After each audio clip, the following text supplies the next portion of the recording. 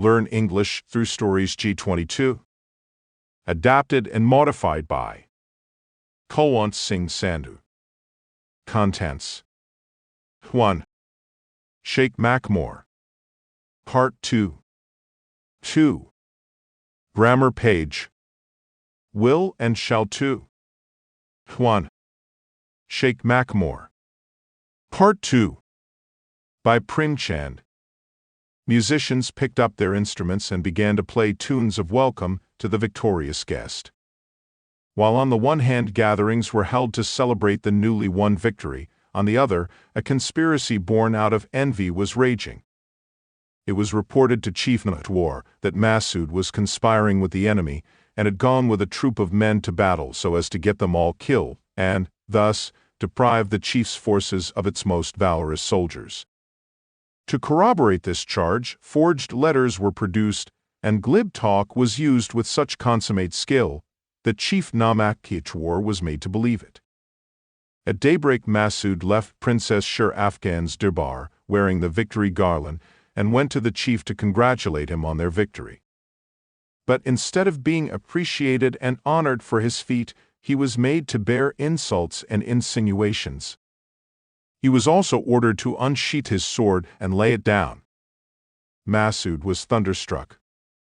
He thought, "I've received this weapon from my father as an heirloom. It's a relic of my majestic past. It's been my strength and my comrade. I've so many memories attached to it. How can I part with it as long as I live? If anyone can accuse me of running away from the battlefield, if anyone can maneuver this sword better than I do, if I didn't have the strength to handle this sword, I swear by God that I would lay it down on my own, but, thank God, no one can level any of the above allegations against me. Then, why should I allow anyone to take it away from me? Should I do this simply because some mean and jealous fellows have instigated Chief Namakachwar against me? No, this can't happen." But then Masood realized that the chief would be infuriated if he defied him, and that his sword could be wrested away from him by force. Should that happen, his soldiers, who were ready to die for him, would not be able to restrain themselves for long. Rivers of blood would flow in a fratricidal battle. God forbid that he should be the reason for such a terrifying situation. Thinking of all this, he quietly laid down his sword before Chief Namthor. Exercising great self-control, he restrained himself from any angry outburst, bowed and walked out of the tent. The soldiers in the army were proud of Masood. They were ready to lay down their lives for him. As he was laying down his sword, 2,000 soldiers looked on, their eyes blazing and their hands on the hilts of their swords. One gesture from Masood, and heaps of dead bodies would have piled up that day. But Masood was as exemplary in his courage as in his restraint and patience. He chose to bear this dishonor and disgrace. Thus disarming himself, he didn't take the path of rebellion. He surrendered to self-abnegation before his peers because he did not wish to be the cause of disaffection and revolt in the army. He chose to remain silent and steadfast at this critical moment when many others would have lost control and gone for each other's throats. But Masood looked unperturbed. No one could perceive any change in his demeanor. He bade a tearful farewell to his friends and took refuge in a cave. By the time he came out of the cave after sunset, he had vowed to wipe out the taint of disgrace attached to him and shame his jealous enemies. Masood began to wear the robe of a mendicant. He grew long, matted hair in place of a crown, his body armor was replaced by a saffron robe, and his hand held a begging bowl in place of a sword. Instead of a battle cry, he began to mutter the name of God. He adopted the name Sheikh Mackmore. However, unlike other fakirs, he did not burn incense or preach rituals. He would often visit the enemy camp and listen carefully to the conversations among the soldiers. Sometimes he would observe their fortifications, and occasionally he would inspect their artillery or their forts. On 3 different occasions, Chief Nahor somehow managed to escape from the clutches of the enemy when he himself had lost all hope of saving his life. This was all Sheikh Mackmore's doing. It was not easy to overpower the fort at Minkot. 5,000 brave soldiers were ready to lay down their lives to protect it, 30 cannons were ready to discharge fireballs, and 2,000 expert archers waited for the signal to let loose their arrows. But when Chief Noctuar attacked with just 2,000 of his soldiers, the 5,000 inside the fort were turned to wooden puppets.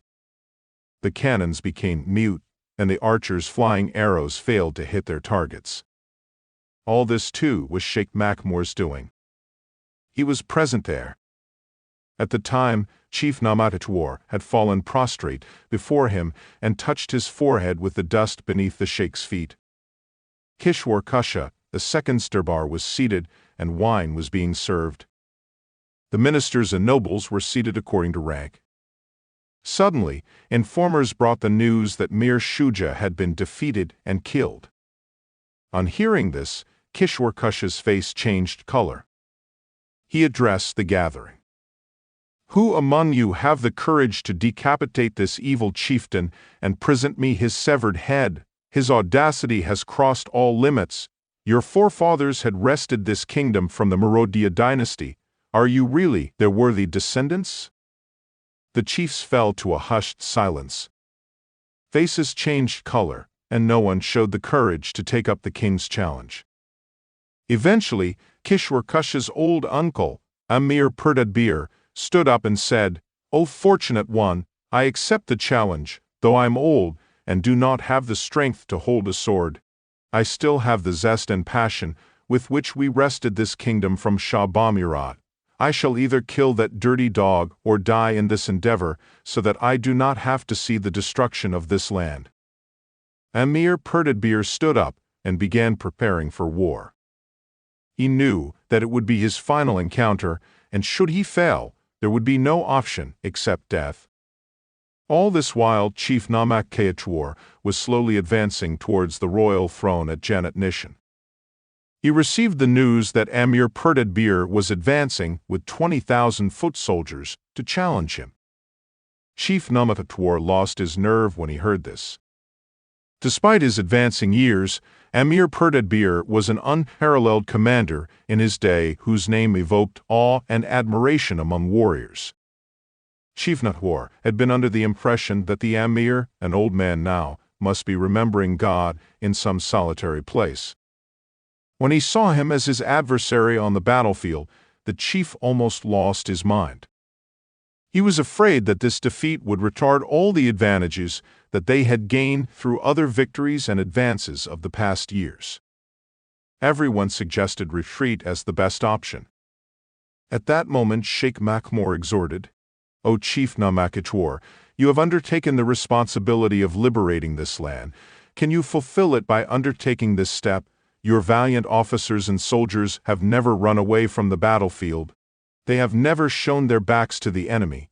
You've treated a fusillade of arrows like a pleasant rain shower and gunshots as spring flowers. Have you grown tired of all this? You didn't begin this war with the evil intention of expanding your kingdom. You're fighting a just war to protect the truth. Is your passion spent already? Has the thirst of your sword of justice been quenched so quickly? You know well that truth and justice will ultimately prevail, and that you will be rewarded by God for your valor. Then why do you give up hope so soon? There's nothing to worry. Amir Perdadbir might be a man of courage and valor. If he's brave as a lion, so are you. If he has an iron sword, you have a sword made of steel. If his soldiers can lay down their lives, your soldiers will fight them till their last breath. Pray to God for victory. Hold the sword firmly in your hand and pounce upon the enemy. Your determination will bring you victory." This stirring speech roused the officers. Their eyes sparkled, they arranged their swords, and their feet automatically moved towards the battlefield. Sheikh Makmur threw away the mendicant's robe, discarded his begging bowl, and picked up the same sword and shield that had once been snatched away from him. Staying close to Chief Noctuar, he egged on the officers and soldiers to the battlefield. It was midnight. Amir's soldiers had just retired after a long journey. They didn't have the time to even breathe when they received the news that Noctuar's army was standing ready to attack them. Courage left them, and they felt completely unnerved. However, Amir emerged from his tent roaring like a lion, and, in an instant, organized his forces in battle formation, just as a gardener gathers flowers from his surroundings and makes a bouquet out of them. Like two black mountains, the forces stood face to face. The burst of cannon fire began, resembling an erupting volcano. A thunderous sound swept over the battlefield as the Black Mountains moved forward. Then suddenly they clashed, and the very earth seemed to reverberate with the awesome sounds of war. Mas'ud's sword was like a demon that night. Wherever it was swung, it sliced through countless soldiers and decapitated hundreds of heads. Through the night swords clashed with swords and rivers of blood flowed. When the sun rose in the morning, the battlefield resembled a bazaar of death. Severed heads and mutilated, blood-stained limbs covered the entire stretch of land. Then, suddenly, an arrow flew like lightning from Sheikh Makmour's bow and pierced Amir Pertadbir's heart. As he fell, his soldiers began to run away. Holding aloft the banner of victory, Chief Namakhyachwar's army began its triumphant march towards the capital city. The victorious soldiers began to enter the city in droves. The inhabitants of the city, who had been bearing the brunt of exploitation and slavery for years, poured out in the streets to welcome them. They hugged the soldiers and showered them with flowers. Their exultation resembled the joy of birds who, having escaped the clutches of a hunter, were kissing flowers in the garden. People lay prostrate before Sheikh Makmour and shed tears of joy at Chief Namakmour's feet.